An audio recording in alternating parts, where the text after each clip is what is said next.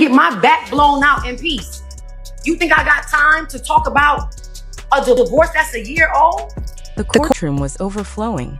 Every seat was taken, and every single gaze was fixed on the woman at the heart of the storm, Teyana Taylor. She walked in with her head lifted, trying to project strength, but anyone who looked closely could sense the weight she carried. Her eyes revealed exhaustion, the kind that doesn't come from a lack of sleep, but from fighting a battle you never imagined would reach this point. Teyana has always been known as fearless, a woman who dances through pain, sings through heartbreak, and turns her struggles into art. To fans, she often looked untouchable, someone too strong to ever break. But in that courtroom, she wasn't the superstar. She wasn't the performer, the celebrity, or the icon. She was simply a mother, standing in front of strangers, trying to prove her right to be the steady force in her daughters' lives. And the world was about to learn how painful and raw that fight could get. It all began after her separation from Iman Shumpert. For years, the two had been admired as one of entertainment's it couples. Stylish, talented, and deeply admired, they seemed to have everything. A love story fans adored, a family that appeared solid, and children who became the brightest part of their journey. People followed their romance on social media, watched their family grow, and celebrated their milestones. But what looked perfect from the outside eventually cracked. When divorce entered the picture, what was once private spilled out for the world to dissect. Suddenly, the center of their lives, their daughters, became part of a custody battle. Custody wasn't just a legal word anymore. It was the future of two young girls, and for Teyana, it was her very heart. At first, things weren't explosive. The arguments didn't start with slamming doors or screaming matches. In the beginning, both sides tried to figure out what felt fair and what might be best for the children. But when emotions are tied to family, fair becomes slippery. It bends, twists, and eventually loses meaning.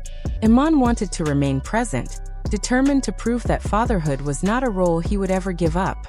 Teyana, however, believed that her sacrifices, her years of carrying the household while balancing her career, and her constant devotion deserved recognition. What began as quiet discussions slowly transformed into paperwork, lawyers, and finally, a full courtroom drama that couldn't be hidden from the public eye. Inside those hearings, the air was heavy with tension.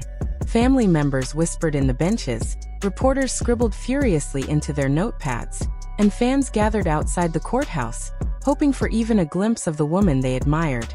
Every word spoken inside the courtroom felt sharp. Each statement landed like a stone against fragile glass, ready to shatter everything. Teyana's legal team painted her as the anchor, the steady hand, the parent who had been there through everything, even while chasing a demanding career. They reminded the court of nights when she was traveling for work, but still found ways to ensure her children felt her love and security. They spoke about her sacrifices and the balance she somehow managed to keep between fame and motherhood. But Iman's lawyers refused to let that picture stand without challenge. They pointed to her hectic schedule, her constant travel, her presence in headlines about her career and personal life. They argued that stability was more than love. It was about being physically there, about time, routine, and environment. Each accusation hurt, not just because it was public, but because it suggested that the love of a mother could somehow be questioned. Then came the moment that changed the entire atmosphere. Teyana took the stand. At first, her voice was calm and steady. She spoke about her daughters with such warmth that people in the room leaned in closer to listen.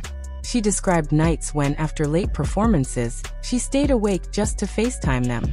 She remembered mornings when she rushed home, desperate to make sure they never felt the absence of her career. Her words painted a picture of devotion so clear that even some strangers in the courtroom had tears in their eyes. But as her testimony went on, her voice cracked. The weight of the accusations, the judgment, and the fear of losing her daughters broke through her composure. Her hands trembled, her eyes filled, and tears streamed down her face. In that moment, the superstar's mask dropped completely. She wasn't polished or untouchable. She was a mother begging to be seen, not as a celebrity tied to gossip, but as a parent whose entire world revolved around her children. It wasn't what many had believed she deserved. For a moment, she froze, unable to process what had just been said. And then it hit her. The gavel fell, sharp and final, echoing like a door slamming shut. Her body trembled, her shoulders shaking as tears streamed down her face. This time, she wasn't breaking down because of testimony or cross-examination. She was breaking because reality had landed in a way she could not escape. The ruling didn't just change her. It shifted everything around her. It redefined her children's future, reshaped her fragile co-parenting relationship with Iman, and even altered the connection she had built with fans who had admired her strength for years. In an instant, her entire world looked different. Outside the courtroom, the reaction was immediate. Within minutes, the headlines appeared on every major outlet. News alerts buzzed on phones. Social media lit up with hashtags, debates, and emotional reactions.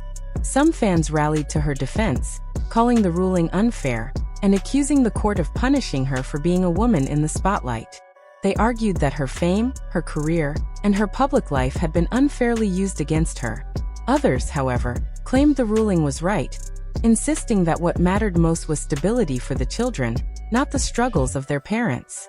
But no matter what side people took, one truth was clear. The world was watching her pain unfold in real time. Every tear, every shaky breath, every moment of her collapse inside that courtroom was being dissected by strangers, played over and over across television screens and phone feeds. And through all of it, Teyana stayed quiet. She didn't release statements.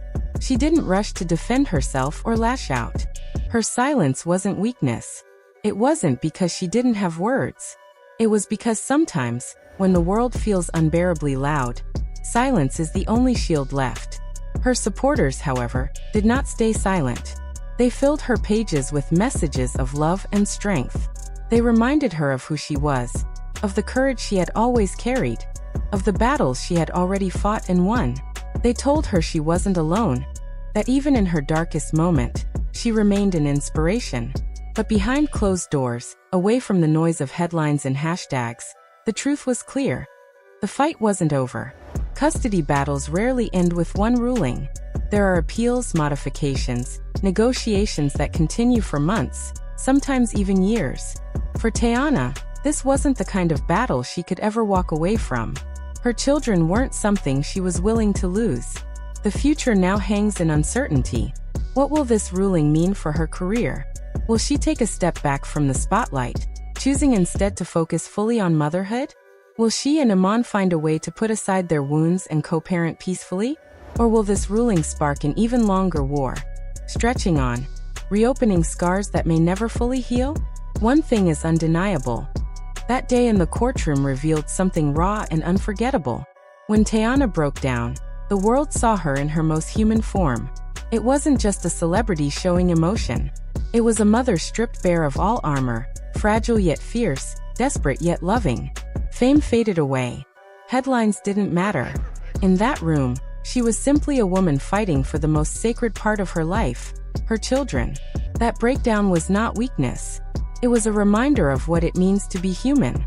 It showed us that even the strongest, the ones who always appear invincible, are not immune to heartbreak. And when it comes to the well-being of children, it became a stage for raw human emotion. It revealed the resilience of a woman pushed to her limits, a woman who refused to stop loving even when she felt broken. The judge's ruling shocked many, but beyond the surprise of the decision lay a deeper truth. Love can drive a person to fight beyond exhaustion, beyond fear, beyond hope itself. For Teyana, the case wasn't just about custody papers. It was proof of what love does. It pushes you further than you thought you could go. Love isn't only a feeling. It's a force. It makes you stand when you want to collapse. It makes you speak when your voice shakes. And it makes you keep fighting even when the odds tower over you. Because when the gavel strikes, when the final words are read, it's never only about the verdict. The ripples spread outward. They travel into homes, into families, into the futures of everyone involved. They change relationships, shift dynamics, and leave marks that may never fade. For Teyana, those ripples have only just begun. What the world saw in that courtroom was not the end of her story, but the beginning of a new chapter.